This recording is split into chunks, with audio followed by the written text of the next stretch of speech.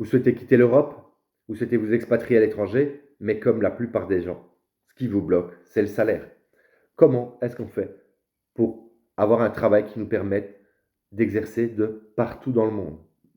J'ai pour vous aujourd'hui une bonne vingtaine de propositions que j'ai mis réparties sous 6 catégories et tous ces métiers, peuvent être faits entièrement en ligne.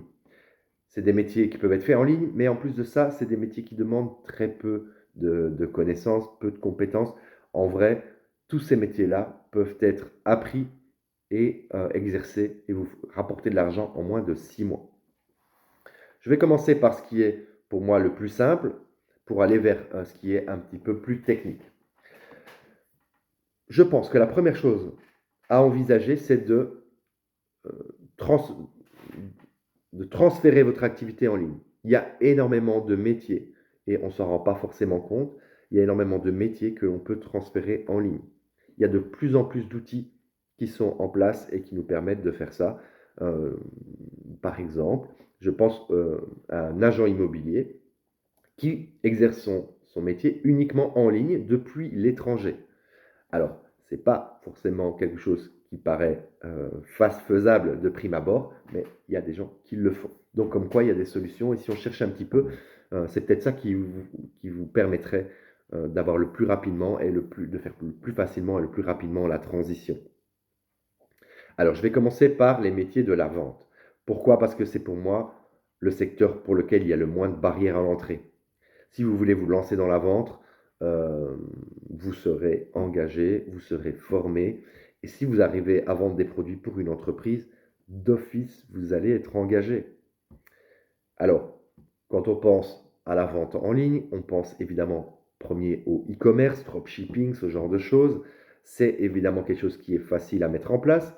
Et en plus, maintenant, avec un petit peu d'investissement, par exemple dans une imprimante 3D ou dans une bonne imprimante, vous pouvez commencer à proposer des produits. Je pense à des coques de GSM, je pense à des trucs de souvenirs, etc., des cartes de visite, tout ça.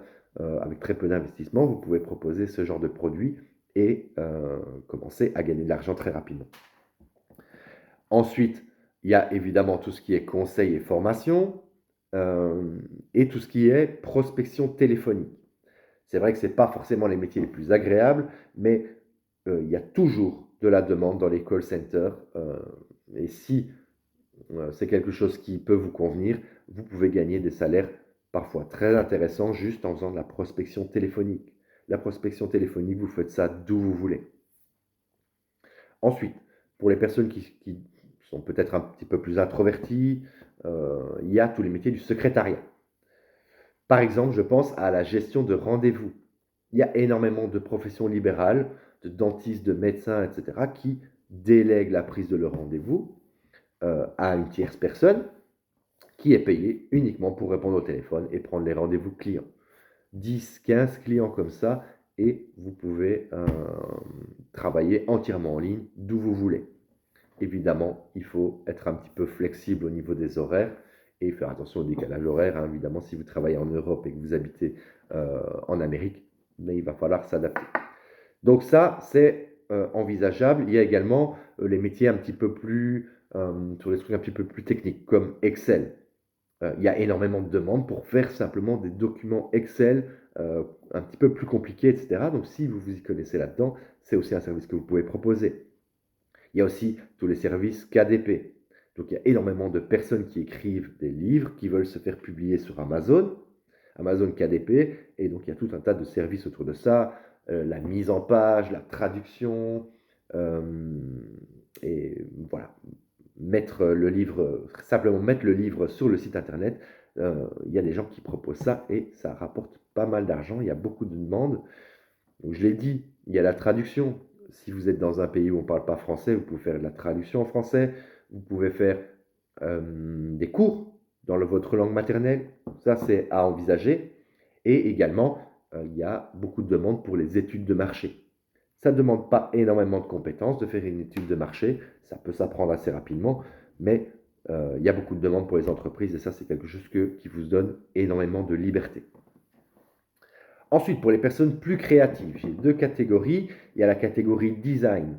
Donc, Évidemment, il y a le web design, création de sites internet, etc.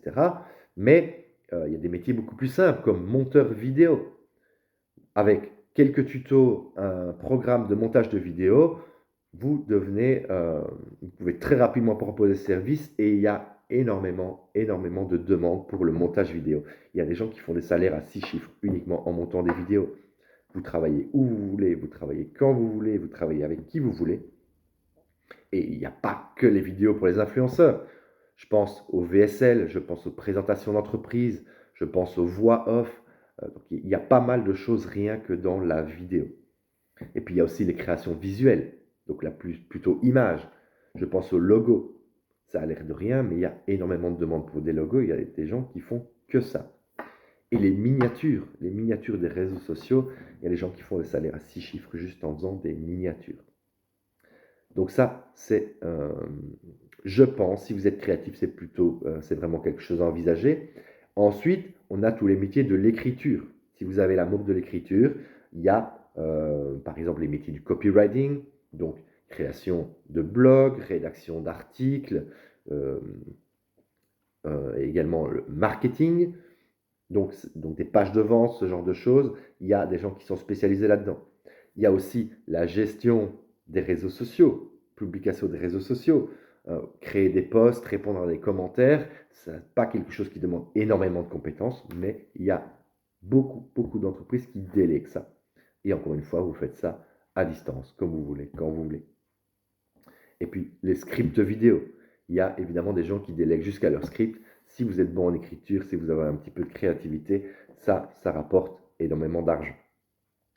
Alors, ensuite, les deux prochaines catégories sont peut-être un petit peu plus techniques, mais je pense que ça peut être envisagé par la plupart d'entre nous. Je pense à l'enseignement. On a tous une carrière derrière nous. On a tous développé des compétences. On a tous une passion. Donc, on a tous quelque chose à apprendre. Faire des cours, des formations en ligne, des coachings, donc apprendre un sport, par exemple, ou faire du conseil en entreprise, c'est des choses qui peuvent être très facilement implémentées en ligne et qui nous permettent de travailler à distance. Également, une formation, ce n'est pas le truc qui va vous rapporter énormément d'argent, mais enregistrer une formation en vidéo et la proposer après sur Internet, ça ne vous prendra que très peu de temps. Et ça peut vous rapporter un revenu complémentaire pendant des années et des années. Et alors pour terminer, la dernière catégorie, qui est peut-être probablement un petit peu plus technique, et je pense surtout aux plus jeunes d'entre vous, c'est tout ce qui est métier de l'informatique. Alors on pense directement à la programmation, au codage, ça évidemment c'est quelque chose qu'on peut faire de n'importe où. Le développement d'applications aussi est vraiment en vogue maintenant. Il y a beaucoup d'entreprises qui demandent des applications et ça peut rapporter beaucoup d'argent. Mais il y a des compétences un petit peu plus simples. Je pense par exemple au CEO, donc le référencement Internet. C'est une compétence qui s'apprend très facilement en ligne et il y a énormément de demandes pour référencer des sites Internet, corriger les bugs, etc. Donc ça peut vous rapporter beaucoup d'argent aussi si vous êtes passionné par l'informatique.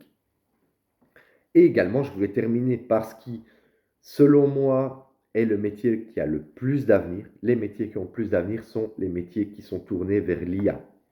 Et encore à l'heure actuelle, il n'y a pas encore énormément de connaissances à avoir et vous pouvez très facilement, très rapidement, avec une petite formation, faire du conseil en entreprise pour implémenter des solutions IA directement dans les entreprises.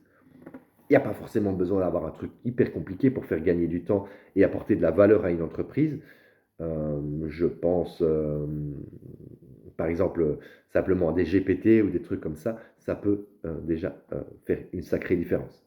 Donc, quelques compétences de prompting, et si vous connaissez quelques IA, vous pouvez très facilement proposer des services en entreprise et ça a vraiment de l'avenir et en plus, c'est vraiment en vogue maintenant. Il y a de la demande dans tous les coins. Toutes les sociétés veulent essayer d'implémenter et veulent essayer d'incorporer l'IA dans leur travail pour augmenter leur efficacité. Donc, c'est vraiment le moment si vous voulez vous lancer dans ce secteur-là. Voilà, donc on a ici une bonne vingtaine d'idées de métiers que l'on peut faire entièrement en ligne.